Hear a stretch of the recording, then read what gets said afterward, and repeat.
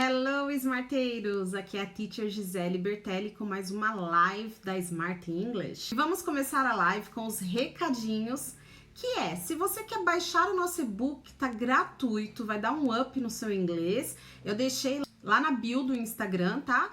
Tá lá o link, é só clicar e baixar o e-book, ok, guys? Não se esqueçam que as lives acontecem sempre às segundas-feiras, às 20 horas, horário de Brasília. Para quem mora em outro estado ou fora do Brasil, fiquem ligadinhos no horário, tá? Good evening, Josuel, Márcia, Cris Evera, Micaela, how are you? Léo, Germano, Brasília, how are you? Eloar, Mel Anjos, how are you guys? Ah, legal, a Cris falou que tá lá, tá de boa.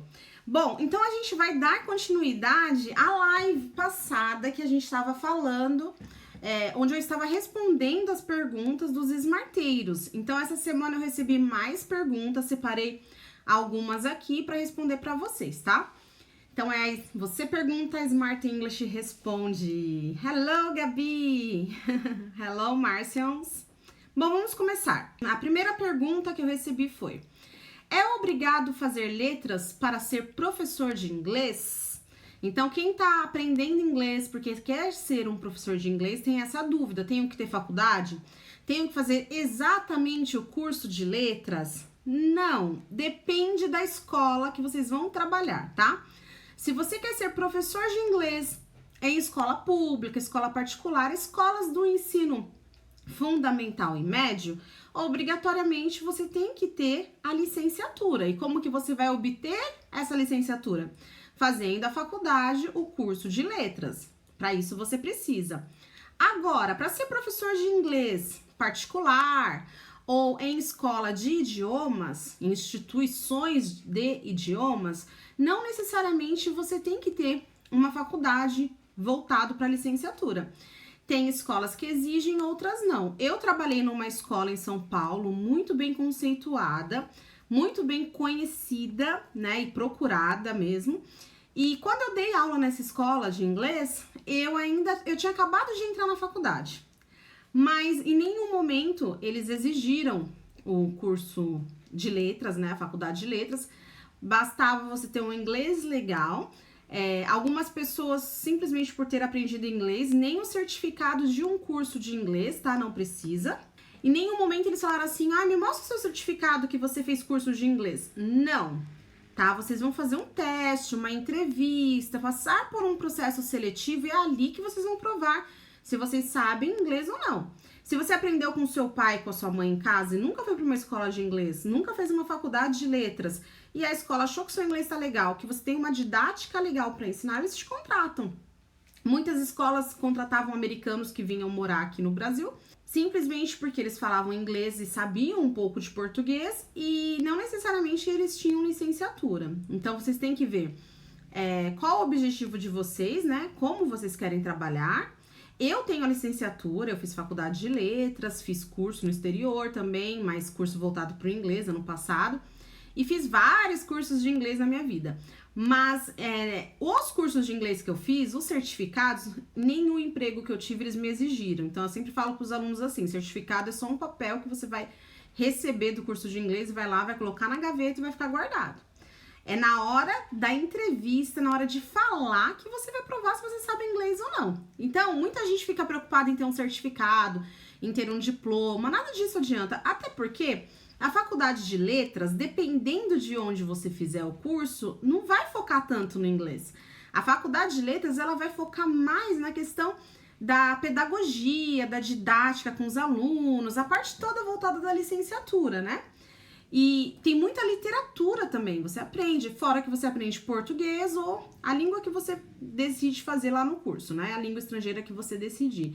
E aí você aprende a literatura portuguesa, literatura brasileira, literatura estrangeira.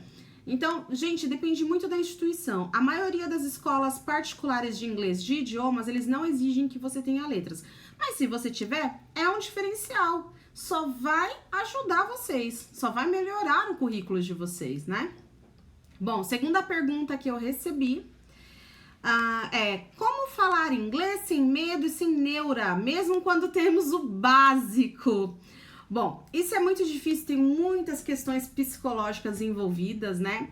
Primeiro, você tem que acreditar que você sabe falar. Segundo, você não pode pensar no que os outros vão falar, né? Se você pensar assim, o que os outros vão achar de você, né? Ai, eu tô falando inglês e ele tá ali me observando. Aí, se eu errar uma palavra, ele vai apontar e falar assim, ah lá, errou, falou errado. Isso tudo te inibe, né? Outra coisa, para você ter segurança, começa a repetir em casa, fazer exercícios, a falar, ouvir sua voz. Gente, tem muitas dicas para perder o medo de falar em inglês. Eu fiz uma live completa, se eu não me engano, teve quase 30 minutos de live só falando de como perder o medo de falar inglês. Essa live tá ajudando muita gente. Muita gente que assistiu falou, nossa, valeu, obrigada pelas dicas, tá ajudando bastante. Então, eu vou editar esse vídeo aqui para colocar no YouTube depois, e aí eu vou deixar o card aqui em cima dessa live. Assistam. Se vocês querem perder o medo de falar inglês, vou deixar aqui em cima direitinho para vocês, tá bom? E também vou compartilhar com vocês nos meus stories, tá? Quando acabar a live, eu vou compartilhar com vocês a live como perder o medo de falar inglês. Assistam, que vai ajudar muito vocês a destravar a fala, tá? Falar sem medo. Bom, terceira pergunta que eu recebi. Como lidar com o pessoal da imigração no aeroporto, né? Eles sabem que a gente tá mentindo, né? Quem me mandou essa pergunta falou assim que se preocupava porque tinha ouvido falar que eles sabiam quando a gente tava mentindo. Então, como lidar, né? Com essa imigração, com o pessoal que trabalha lá, da segurança e tudo lá. Bom, gente, se você sabe que eles sabem que você tá mentindo, então não minta. Primeira coisa, fala logo a verdade. Se você tá... Isso aí já começa lá quando você vai tirar o visto no Brasil, né? Quando você vai tirar o visto, se você mentir na entrevista, na imigração, eles percebem na hora, eles estão treinados, eles entrevistam tantas pessoas por dia. Então, se você tá indo pra Disney, se você vai fazer turismo, fala, vou fazer turismo. Se você tá indo estudar, fala, eu vou estudar. Não inventa. Se você quer ir pra morar lá e você chegar e tentar entrar dizendo que vai fazer um passeio pra Disney, quando você desembarcar, você vai passar por essa entrevista de novo. Você vai ter que falar de novo. E aqui no Brasil, na primeira entrevista, você ainda consegue falar em português, porque os americanos do consulado, eles falam português. Agora, lá não. Você ainda vai ter que se explicar em inglês. Então, minha dica é, fala pouco, fala o essencial, não precisa dar informação a mais, dê a informação, a resposta da pergunta que te fizerem. E pronto, e seja sincero, tá? Eu fiz um vídeo como tirar passaporte e visto americano. Ano passado eu fui para os Estados Unidos e durante todo esse processo de tirar o meu passaporte, de tirar o visto, todo o processo, eu fiz o vídeo, eu gravei os momentos em que eu estive no consulado, eu gravei os momentos de quando eu fui tirar o passaporte, até do RG que eu tive que tirar, eu gravei e eu expliquei os valores, as taxas, quais são as fichas que vocês têm que preencher para conseguir o visto americano. Então, eu vou fazer a mesma coisa, eu vou deixar aqui em cima, tá, o card, o link para vocês assistirem o vídeo que eu fiz com as dicas para aprender se virar na hora de tirar o passaporte e de tirar o visto americano, tá bom? Também vou deixar lá nos stories para vocês hoje o link para vocês assistirem, tá? E aí, porque é um assunto muito grande. Tem muita coisa que vocês têm que saber sobre isso. Então, aqui eu só dei uma pinceladinha, mas eu vou deixar lá pra vocês, ok? Bom, a quarta pergunta aí a gente já vai falar de gramática, né? Aquela dúvida que não quer calar, as mesmas dúvidas que eu recebi várias vezes essa pergunta, gente. Qual a diferença entre so e them? So e them. Quando eu uso um, quando eu uso o outro? Bom, so e them tem o mesmo significado, significa então, tá? O que muda é o uso. Então, por exemplo, them, ele te dá uma ideia de sequência.